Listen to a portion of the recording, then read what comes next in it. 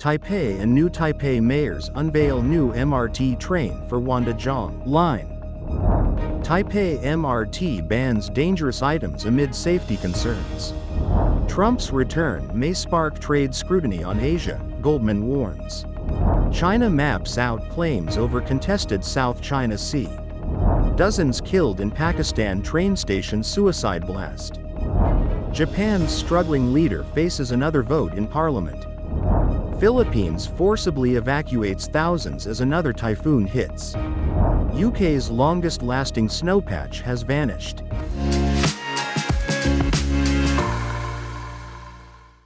Hello, I'm Johnny. Thank you for joining us on Funday News. It's Tuesday, November 12th, and here are your top stories. In local news, Taipei Mayor Jiang Wan'an and new Taipei Mayor Hou You-yi unveiled the first train for the Wanda-Zhonghe MRT line on November 11th, with 77% of construction complete. The line aims to open in 2027, cutting travel time from Zhonghe High School to Chiang Kai-shek Memorial Hall from 38 minutes to just 14. Taipei MRT now prohibits dangerous items such as scissors, knives, and fireworks in its stations and trains. Violators may face fines from 10,000 NT dollars to 1 million NT dollars under MRT regulations. New warning signs were posted in 11 stations and on one train line on November 7th.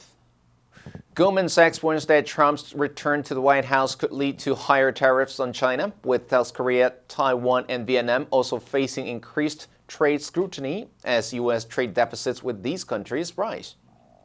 And in global news, China's foreign ministry has published online of the geographic coordinates for the baselines around Scarborough Shoal, which is seized from the Philippines, a move likely to increase tensions over overlapping territorial claims.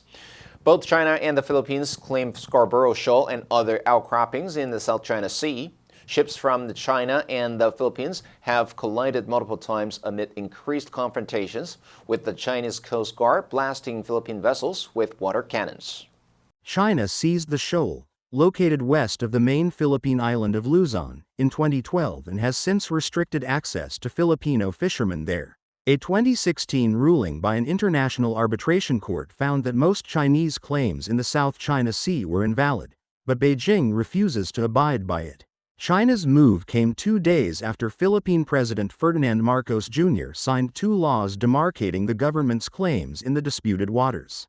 A Chinese Foreign Ministry statement said that delimiting the baselines was in accordance with a United Nations agreement and Chinese law. The statement added that one of the laws signed by Marcos, the Philippine Maritime Zones Act, violates China's sovereignty in the South China Sea.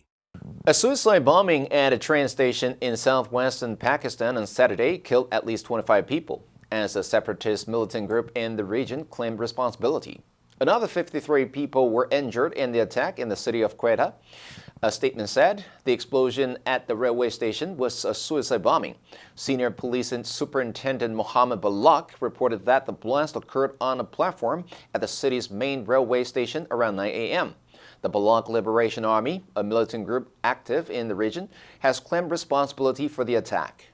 The explosion occurred when a large number of passengers were on the platform. Fareed, an eyewitness to the blast, said, "There was a lot of chaos. People were running back and forth, bodies lay martyred, some missing legs, arms, and hands. Security forces have cordoned off the area, and investigations are underway." An insurgency in Baluchistan has been ongoing for decades but has gained traction in recent years, especially since the province's deep-water Gwadar port was leased to China, the crown jewel of Beijing's Belt and Road infrastructure push in Pakistan. The BLA has been responsible for some of Pakistan's deadliest attacks this year, most recently in October, when it targeted a convoy of Chinese engineers and investors in Karachi, leaving 2 Chinese citizens dead.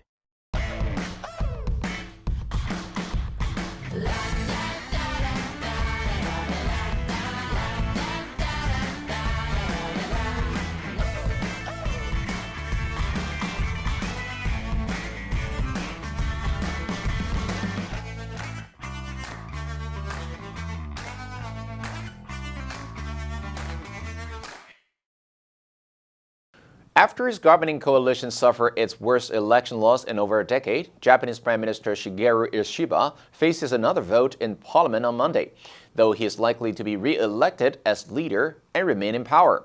His ruling Liberal Democratic Party and its junior partner, Komeito, together lost their majority in the 465-seat lower house, the more powerful of Japan's two-house parliament, in the October 27th election due to continued voter outrage over financial misconduct within his party and its lukewarm response.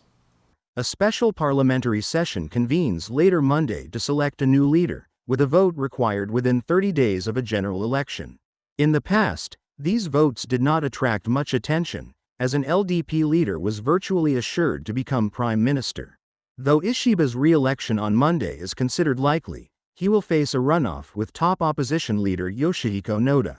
Earlier Monday, Ishiba and all his cabinet members resigned as a formality to pave the way for their reappointments. After re-election, Ishiba will immediately announce his second cabinet to replace 3 ministers who lost their seats or were affected by the election results. Since the election loss, Ishiba has refused to step down, stating he is willing to cooperate with additional coalition partners to boost stability and help pursue his party's policies. A new typhoon barreled across an agricultural region in the northeastern Philippines on Monday, prompting thousands to evacuate to safety while still struggling to recover from the devastation caused by 3 successive storms over the past 3 weeks. Typhoon Taraji slammed into northeastern Aurora province and was forecast to sweep over the mountainous Luzon region, where President Ferdinand Marcos Jr. recently inspected the damage from the last storm and led the distribution of food packs to the residents. After making landfall in Aurora on Monday morning with sustained winds of up to 130 km per hour and gusts of up to 180 km per hour, the typhoon was expected to barrel northwestward across Luzon, weaken as it crossed a mountain range, and then blow into the South China Sea. Interior Secretary Johnvic Rimula ordered the forcible evacuation of people in 2,500 villages, warning that the rain-soaked mountains, valleys, and plains of Luzon were more susceptible to flash floods and landslides. With the typhoon approaching fast, there was little time to move large numbers of people to safety. The military reported that its disaster response forces had been deployed near high-risk areas and were standing by for new contingencies. A patch of snow in the Scottish Highlands dubbed the Sphinx typically lingers year-round, staying frozen through the summer. However, it has melted away for the 4th consecutive year, only the 10th time in more than 3 centuries that this has happened.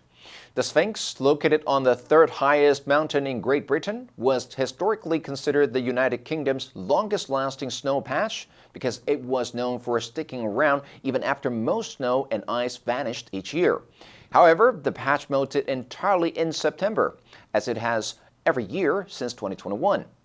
Experts say that such snow patches tend to be sensitive to small fluctuations in temperature, making them harbingers of the broader consequences of climate change. The melting of the Sphinx offers clues about how climate change is affecting the Scottish Highlands and, by extension, the rest of the country and the world. Grant Moyer said, "Climate change was always relatively high up on the agenda for us as a national park, and we're seeing impacts on the Highlands more and more. You get an idea from the Sphinx of the changes that are happening to our climate. In addition to snowmelt, the Highlands are experiencing more frequent storms and floods, interspersed with longer periods of dry weather that increase the risk of wildfires." The answer for yesterday was B, immortalized. The ancient city was immortalized in history, with many monuments still standing today. Did you answer correctly? Now let's delve into the news of China maps out claims over contested South China Sea. Number 1, coordinate, 坐标. The GPS coordinates help us find the exact location of the meeting point. Number 2, outcropping, 漏头. The geologists discover an outcropping of limestone near the river. Number 3, overlap, 部分重叠交叠. The floor was protected with overlapping sheets of newspaper. Next, we have a multiple choice question for everyone to practice. Which answer would you choose? You can write your answer in the comments section. The correct answer will be announced tomorrow. And that's all for today's Funday news. Be sure to tune into Funday news from Monday to Friday and click the link below to join Funday for free. I'm Johnny Wu, your host. I'll see you next time.